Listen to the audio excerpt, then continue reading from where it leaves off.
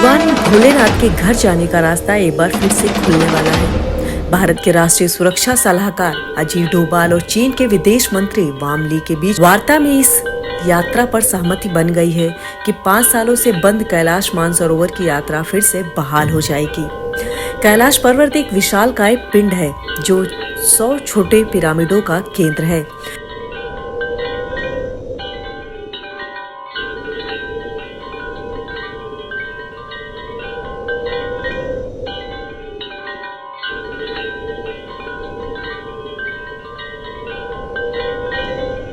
कैलाश पर्वत की संरचना कंपास के 4 दिग बिंदुओं के समान है और एकांत स्थान पर स्थित है जहां कोई भी बड़ा पर्वत नहीं है।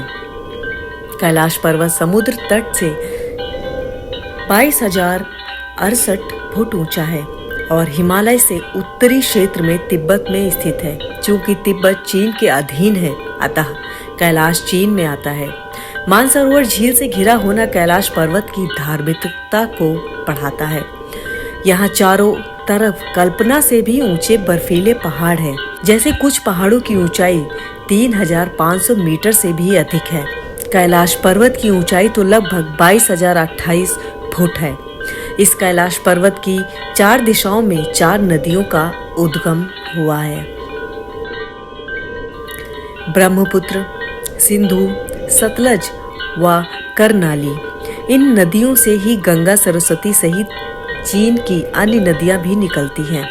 कैलाश की चारों दिशाओं में विभिन्न जानवरों के मुख हैं, जिसमें से नदियों का उद्गम होता है। पूर्व में अश्वमुख, पश्चिम में हाथी मुख, उत्तर में सिंह का मुख और दक्षिण में मोर का मुख है। कैलाश मानसरोवर के पास ही याम द्वार है। यहीं से होकर कैलाश स्पर्श स्थान तथा कैलाश जी की परिक्रमा शुरू करनी होती है। यमद्वार से करीब 12 किलोमीटर की यात्रा प्रारंभ होती है। सुनसान रास्ते के दोनों तरफ पथरीले और बर्फ से ढके पहाड़ दिखाई देते हैं। दोनों पहाड़ों के बीच बर्फ की नदी अपने अस्तित्व का एहसास कराती है। कैलाश की संपूर्ण परिक्रमा लगभग 50 किलोमीटर की है, जिसे यात्री प्रायः 3 दिनों में पूरा करते हैं। यह परिक्रमा कैलाश शिखर के चारों ओर के कलाकार पैच, कैलाश शिखर के चारों ओर के कमलाकार शिखरों के साथ होती है। कैलाश शिखर अस्पृश्य है।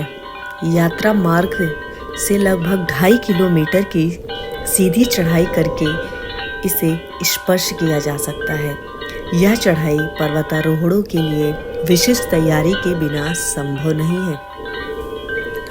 वहीं अब जानते हैं इसके इतिहास के बारे में। मानसरोवर झील लगभग 320 वर्ग किलोमीटर के क्षेत्र में फैली हुई है। इसके उत्तर में कैलाश पर्वत तथा पश्चिम में रक्षातल झील है। संस्कृत शब्द मानसरोवर मानस तथा सरोवर को मिलकर बना है, जिसका शाब्दिक अर्थ होता है मन का सरोवर। कहते हैं मानसरोवर वह झील है जहां माता पार्वती स्नान करती थी और मान्यता के अनुसार वह आज भी करती हैं। वैज्ञानिक कहते हैं यह अभी तक रहस्य है कि ये झीलें प्राकृतिक तौर पर निर्मित हुई हैं या किसी पैच या इन्हें बनाया गया है। हालांकि पुराणों के अनुसार समुद्र तल से 17,000 फुट की ऊंचाई पर स्थित 3,000 फुट गहरे मीठे पानी की इस मानसरोवर झील की उत्पत्ति भागीरथ की तपस्या से भगवान शिव के प्रसन्न होने पर हुई थी। पुराणों के अनुसार भगवान शंकर द्वारा प्रकट किए गए जल के वेग से जो झील बनी, कालांतर में उसी का नाम मानसरोवर हुआ। एक अन्य मान्यता के अनुसार परमपिता परमेश्वर के आनंद अश्रुओं को भगवान ब्रह्मा ने अपने कमंडल में रख लिया था तथा इस भूलोक पर स्वर्ग समान स्थल पर मानसरोवर की स्थापना की। शाक्त ग्रंथ के अनुसार देवी सती का दायां हाथ इसी स्थान पर गिरा था, जिससे यह झील तैयार हुई। इसलिए यहाँ एक पाषाण शिला को उसके रूप में पूजा जाता है। इसलिए इसे 51 शक्ति पीठों में से एक माना जाता है। मान्यता है कि कोई व्यक्ति मानसरोवर में एक बार डुबकी लगा ले तो वह रुद्र लोक पहुंच सकता है। मानसरोवर पहाड़ों से घिरी झील है, जिसे पुराण काल क्षीर सागर कहते हैं। ऐसा माना जाता है कि महाराज माधांता ने मानसरोवर झील की खोज की और कई वर्षों तक इसके किनारे तपस्या की थी, जो कि इन पर्वतों की तलहटी में स्थित है। यहाँ 2 सरोवर मुख्य हैं। पहला मानसरोवर जो दुनिया की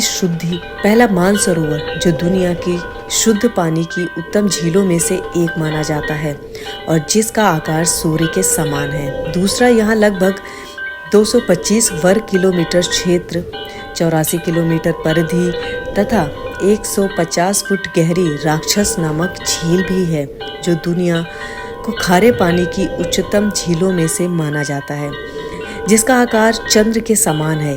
ये दोनों झीलें सौर और चंद्र बल को प्रदर्शित करती हैं, जिसका संबंध सकारात्मक और नकारात्मक ऊर्जा से है। जब दक्षिण से देखते हैं तो एक स्वस्तिक चिन्ह वास्तव में देखा जा सकता है। इन 2 सरोवर के ऊपर में कैलाश पर्वत है।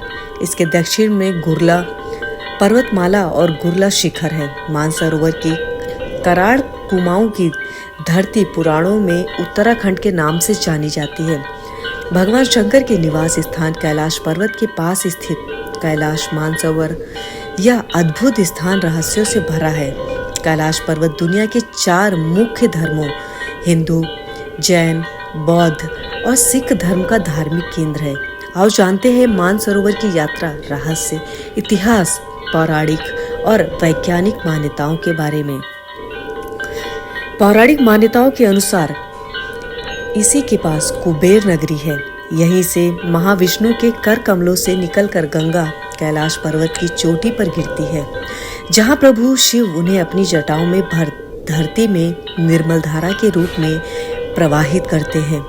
कैलाश पर्वत के ऊपर स्वर्ग और नीचे मृत्युलोक है।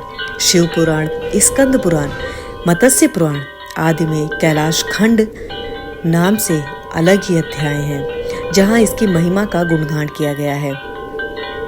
कैलाश पर्वत पर साक्षात भगवान शंकर विराजे हैं, जिसके ऊपर स्वर्ग और मृत्युलोक है। इसकी बाहरी परिधि 52 किलोमीटर है। मानसरोवर पहाड़ों से घिरी झील है, जो पुराणों में क्षीर सागर के नाम से भी जाना जाता है। क्षीर सागर कैलाश से 40 किलोमीटर की दूरी पर है। वह इसी में शेष शैया पर विष्णु व लक्ष्मी विराजित हों पूरे संसार को संचालित कर रहे हैं। यह क्षीर सागर विष्णु का अस्थायी निवास है। कैलाश पर्वत के दक्षिण भाग को नीलम, पूर्व भाग को क्रिस्टल, पश्चिम को रूबी और उत्तर को स्वर्ण रूप में माना जाता है। इस पावन स्थल को भारतीय दर्शन के हृदय की उपमा दी जाती है, जिसमें भारतीय सभ्यता की झलक प्रतिबिंबित होती है। कैलाश पर्वत की तलछटी में कल्प वृक्ष लगा हुआ है।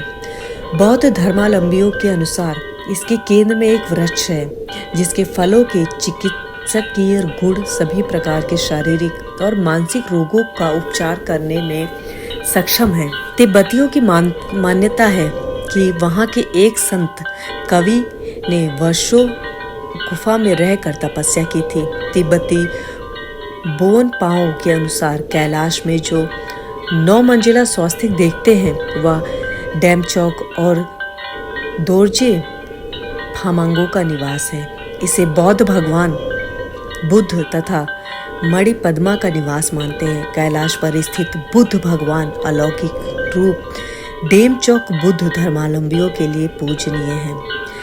वह बुद्ध के इस रूप को धर्मपाल की संज्ञा भी देते हैं। बौद्ध धर्मावलंबियों का मानना है कि इस स्थान पर आकर उन्हें निर्वाण की प्राप्ति होती है। यह भी कहा जाता है कि भगवान बुद्ध की माता ने यहाँ की यात्रा की थी।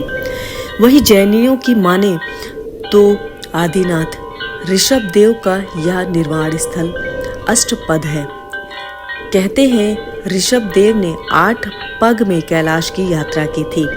हिंदू धर्म के अनुयायियों की मान्यता है कि कैलाश पर्वत मेरू पर्वत है, जो ब्रह्मांड की धुरी है और यह भगवान शंकर का प्रमुख निवास स्थान है। यहाँ देवी सती के शरीर का दायां हाथ गिरा था, इसलिए यहाँ एक पाषाण की शिला को उसका रूप मानकर पूजा जाता है। यहाँ शक्ति पीठ है। कुछ लोगों का मानना है कि गुरु नानक ने भी यहाँ कुछ दिन रुक कर ध्यान किया था, इसलिए सिखों के लिए भी यह पवित्र स्थान है। वहीं अब बात करें वैज्ञानिक मान्यता की, तो वैज्ञानिकों के अनुसार यह स्थान धरती का केंद्र है। धरती की एक ओर उत्तरी ध्रुव है तो दूसरी ओर दक्षिणी ध्रुव, दोनों के बीचों बीच स्थित है हिमालय। हिमालय का केंद्र है कैलाश पर्वत और मानसरोवर। वैज्ञानिक मानते हैं कि भारतीय उपमहाद्वीप के चारों ओर पहले समुद्र था। इसके रशिया से टकराने से हिमालय का निर्माण हुआ। यह घटना अनुमानित 10 करोड़ वर्ष पूर्व घटित हुई थी। ये एक ऐसा भी केंद्र है जिसे एक्सिस मुंडी कहा जाता है। एक्सिस मुंडी यानी दुनिया की नाभि या आकाशीय ध्रुव और भौगोलिक ध्रुव का केंद्र है। यह आकाश और पृथ्वी के बीच संबंध का एक बिंदु है जहां 10 दिशाएं मिलती हैं। रशिया के वैज्ञानिकों के एक्सिस मुंडी वह स्थान है जहां अलौकिक शक्ति का प्रवाह होता है और आप उन शक्तियों के साथ संपर्क कर सकते हैं।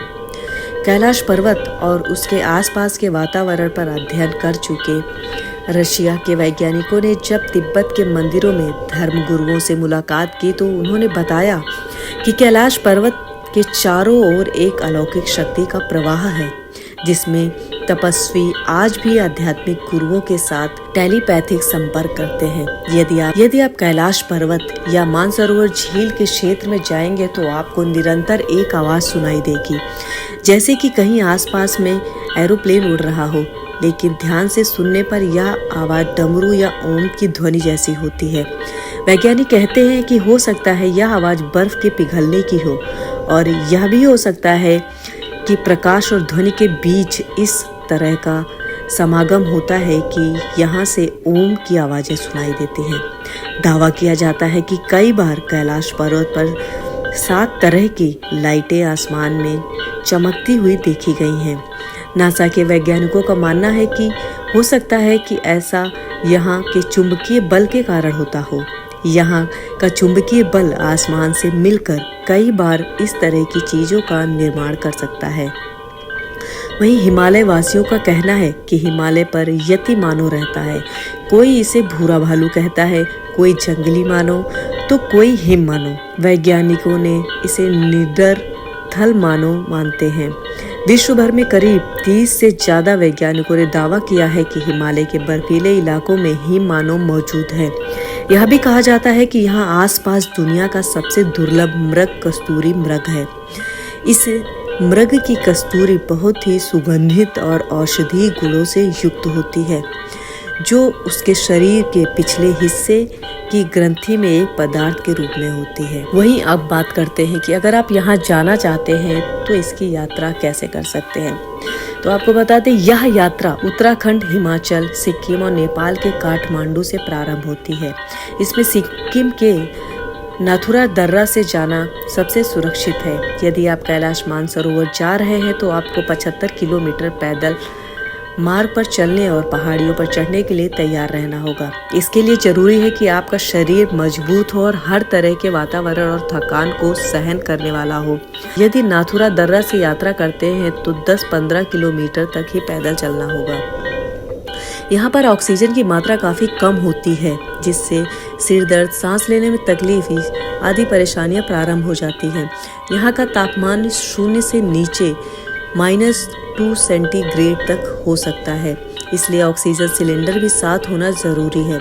साथ ही मुंह से बजाने की एक सीटी व कपूर की थैली आगे पीछे होने पर सांस भरने पर उपयोग की जाती है। आवश्यकता सामग्री, गर्म कपड़े आदि रखें और अपनी शारीरिक क्षमता के अनुसार घोड़े पिट्ठू कराएं। शारीरिक क्षमता के अनुसार घोड़े पिट्ठू किराए से लें। यह यात्रा भारत और चीन के विदेश मंत्रालयों द्वारा आयोजित की जाती है। इधर इस सीमा का संचालन भारतीय सीमा तक कुमाऊं मंडल विकास निगम द्वारा किया जाता है, जबकि तिब्बती क्षेत्र में चीन की पर्यटक एजेंसी इस यात्रा की व्यवस्था करती है।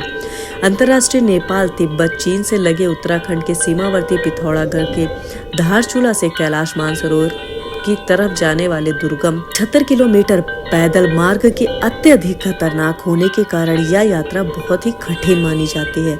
लगभग 1 माह चलने वाली इस पवित्र यात्रा में काफी कठिनाइयां भी आती हैं। अक्टूबर से अप्रैल तक इस क्षेत्र के सरोवर व पर्वतमालाएं दोनों ही हिमाच्छिद रहते हैं। सरोवरों का पानी जम कर ठोस रूप में जम जाता है। जून से इस क्षेत्र के तापमान में थोड़ी वृद्धि शुरू होती है। नेपाल के रास्ते यहाँ तक पहुँचने में करीब 28 से 30 दिन का समय लगता है। अर्थात यह यात्रा यदि कोई व्यवधान नहीं हुआ तो घर से लेकर पुनः घर तक पहुँचने में कम से कम 45 दिनों की होती है। नाथुला दर्रा से जाने के लिए आप सीधे सिक्किम पहुंचकर भी यात्रा शुरू कर सकते हैं। कैलाश मानसरोवर यात्रा के लिए नाथुला दर्रा भारत और तिब्बत के बीच एक बड़ा आवाजाही का गलियारा था, जिसे 1962 के युद्ध के बाद बंद कर दिया गया। नाथुला दर्रा से जाने के लिए आप सीधे सिक्किम पहुंचकर भी यात्रा शुरू कर सकते हैं। कैलाश मानसरोवर यात्रा के लिए नाथुला दर्रा भारत और तिब्बत के बीच एक बड़ा आवाजाही का गलियारा था, जिसे 1962 के युद्ध के बाद बंद कर दिया गया था, लेकिन मोदी सरकार के प्रयासों से यह पुनः खोल दिया गया है। आप वायु मार्ग द्वारा काठमांडू तक पहुंचकर यहां से सड़क मार्ग द्वारा मानसरोवर झील तक जा सकते हैं। कैलाश तक जाने के लिए हेलीकॉप्टर की सुविधा भी ली जा सकती है। काठमांडू से नेपालगंज और नेपालगंज से सिमिकोट तक पहुंचकर वहां से हिल्सा तक हेलीकॉप्टर द्वारा पहुंचा जा सकता है। मानसरोवर तक पहुंचने के लिए लैंड क्रूजर का भी प्रयोग कर सकते हैं। काठमांडू से लहासा के लिए चाइना एयर वायुसेना उपलब्ध है, जहां से तिब्बत के विभिन्न कस्बों शिंगाटे, ज्ञानतसे, लहत्सके, प्रयागराज पहुंचकर मानसरोवर यात्रा पर जा सकते हैं। कहीं से भी जाएं, आप कुछ किलोमीटर पैदल चलना ही पड़ता है। हिंदू धर्म में मान्यता है कि कैलाश पर्वत मेरू पर्वत है, जो ब्रह्मांड की धुरी है। गुरु नानक देव जी ने भी यहाँ ध्यान किया था। मान्यता है कि पर्वत स्वयंभू है। कैलाश मानसरोवर हमारी सृष्टि जितना प्राचीन है। मानसरोवर झील का उद्गम ब्रह्मा जी के मानस में हुआ था। उन्होंने इसे धरती पर स्थापित किया। मान्यता है कि कैलाश पर्वत पर भगवान शिव और पार्वती निवास करते हैं। इस स्थान को 12 ज्योतिर्लिंगों की तरह ही श्रेष्ठ माना जाता है। शिव पुराण के मुताबिक स्वयं शिव ने कहा था, कैलाश ब्रह्मा स्थान है जिसका कभी नाश नहीं होता। भागीरथ गंगा को स्वर्ग पर लाए तो शिव ने कैलाश पर ही गंगा को अपनी जटा में धारण किया। शाक्त ग्रंथ के अनुसार देवी सती का दायां हाथ भी इसी स्थान पर गिरा था, जिसे झील तैयार हुई। मान्यता है कि ब्रह्म मुहूर्त में मानसरोवर किन्नर ऋषि मुनि स्नान करने आते हैं। कहते हैं कि कोई व्यक्ति अगर मानसरोवर में एक बार डुबकी लगा ले तो वह रुद्रलोक पहुंच जाता है, जैसा हमने पहले भी बताया। तो मानसरोवर की धरती को छू ले वह ब्रह्मलोक पहुंच जाता है। जो यहाँ का पानी पी ले उसे भगवान के बनाए स्वर्ग में जाने का अधिकार मिल जाता है। वहीं इसके भूगोल की बात करते हैं तो ये जगह समुद्र तल से 22,028 फुट की ऊंचाई पर स्थित है। ये 32 मील में फैला है। पवित्र कैलाश चारों ओर से 5 पवित्र बौद्ध गुफाओं से घिरा हुआ है। कैलाश मानसरोवर झील की ऊंचाई समुद्र तल से 14,850 फुट पर है। इसकी बाहरी परिधि 85 किलोमीटर है। इसकी अधिकतम ऊंचाई लगभग 300 फीट और ये करीब 200 वर्ग किलोमीटर को घेरा करता है। इसके साथ राक्षस ताल भी है, जो करीब 224 वर्ग किलोमीटर में फैला है, जो हमने पहले भी बताया है आपको। रावण ने यहाँ पर शिव की आराधना की थी, इसलिए इसे राक्षस ताल व रावण हृदय भी कहते हैं। एक छोटी नदी गंगा चू दोनों झीलों को जोड़ती है। इस ताल में पूजा पाठ और स्नान वर्जित है। इस झील का रंग भी काला है। 4 बड़ी नदियां का उद्गम भी यहीं होता है। सतलज तिब्बत में इसे लानचेन खम्बाब के नाम से जानते हैं, मतलब हाथी के मुंह से निकलने वाली नदी। कांगड़ी कालचक्र के अनुसार इसका नाम गंगा है, जो पश्चिम दिशा की तरफ बहती है। करनाली तिब्बती में इसे मेपचा खम्बाब कहते हैं। कांगड़ी कालचक्र के अनुसार इसका नाम सिंधु है। इसका मौजूदा भारतीय नाम करनाली है। ये दक्षिण दिशा की ओर बहती है, जो भारत में सरयू और फिर घाघरा बन जाती है। ब्रह्मपुत्र तिब्बती में इसे तामचोक खम्बाब कहते हैं, यानी घोड़े के मुंह से निकलने वाली नदी। कांगड़ी कालचक्र के अनुसार इसका नाम पंगशु भारतीय नाम ब्रह्मपुत्र ये पूर्वी छोर से निकलती है। सिंधु तिब्बती नाम सेंगे खम्बाब है। इस शेर के मुख से निकलने वाली नदी मानी जाती है। कांगड़ी काल चक्र के अनुसार इसे सीता का नाम दिया गया है। भारतीय नाम इंडस या सिंधु है। इसे उत्तर दिशा में पहले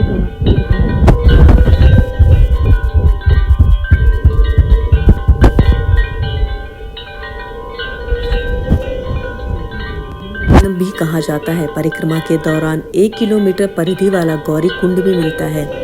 यह कुंड हमेशा बर्फ से ढका रहता है, मगर तीर्थयात्री बर्फ हटाकर इस कुंड के पवित्र जल में स्नान करना नहीं भूलते हैं।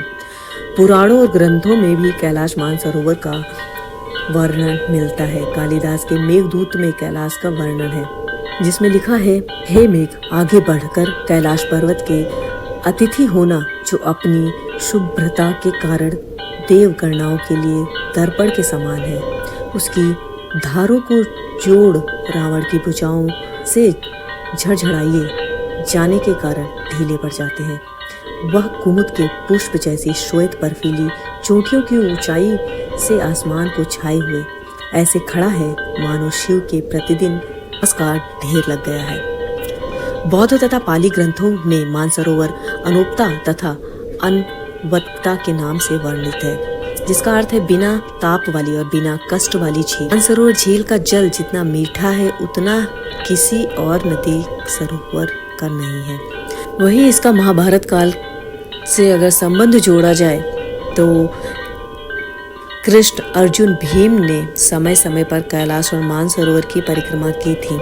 इतना ही नहीं, यमद्वार नामक जगह पर यमराज ने युधिष्ठिर के लिए वायुयान भेजा था और स्वयं यमराज स्वान के रूप में यमद्वार तक उनके साथ रहे थे। पांडवों के दिग्विजय प्रयास के समय अर्जुन ने इस प्रवेश पर विजय हासिल की थी। युधिष्ठिर के राजसूय यज्ञ में इस प्रवेश के राजा ने उत्तम घोड़े, सोना रत्न और याक के पूंछ के बने काले और सफेद चामर भेंट किए थे। इस प्रदेश की यात्रा व्यास, भीम, कृष्ण, दत्तात्रेय आदि ने की थी। वहीं जनश्रुति है कि आदि गुरु शंकराचार्य ने अपने शरीर का त्याग कैलाश पर किया था। भगवत गीता में कैलाश पर्वत को इस तरह उद्घित किया गया है, मेरु शिखरिणाम, यानी शिखरों में श्रेष्ठ मेरु यानी कैलाश।